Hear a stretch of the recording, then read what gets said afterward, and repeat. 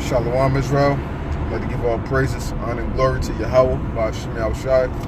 Double honors to the apostles and the elders of Great Millstone. And shalom to the elect out there doing this work of faith and labor of love, true sincerity. Right now, I want to get into just a brief topic, just about pretty much, don't dismiss the hell, don't try to,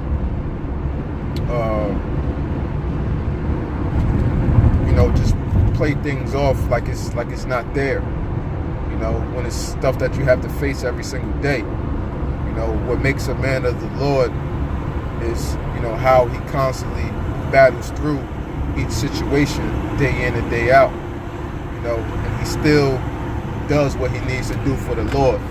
The Lord, he's still making sure that he's, talking to the Lord, praying unto the Lord, hoping the Lord sup with him, so the Lord can prepare, his table before him, so the Lord can prepare our tables before us, and that we're not met, with stumbling blocks along this path,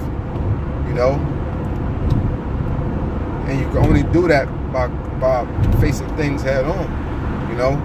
Don't try to just play off the hell like it's, like it's nothing. Dive into it. Dive into the hell. And what I mean by that is, take your mind, to a certain place, take your mind to a place of meditation upon the scriptures when you're going through your situations, to see what you can gain out of it, man. We got to look at hell that in which we going through. The Most High put us through this hell for our benefit, man. This is our punishment, as it says in the book of Baruch. The Lord, put us underneath the nations, not for our destruction, because we moved him to wrath. So this is our punishment. And when you're being punished, by a parent, they want you to, gain some wisdom and some knowledge to know not to do the same things over again, So it's in the midst of that, in the midst of this hell in which we go through every day, in which we're going to find, all the answers to what we've been looking for. It's in the midst of it. You can't go around it, or none of that, man. You got to face it dead on. And you got to sift through the hell. You got to sift through the emotions, that you may feel at times, to put your mind frame in the proper perspective, how it should be.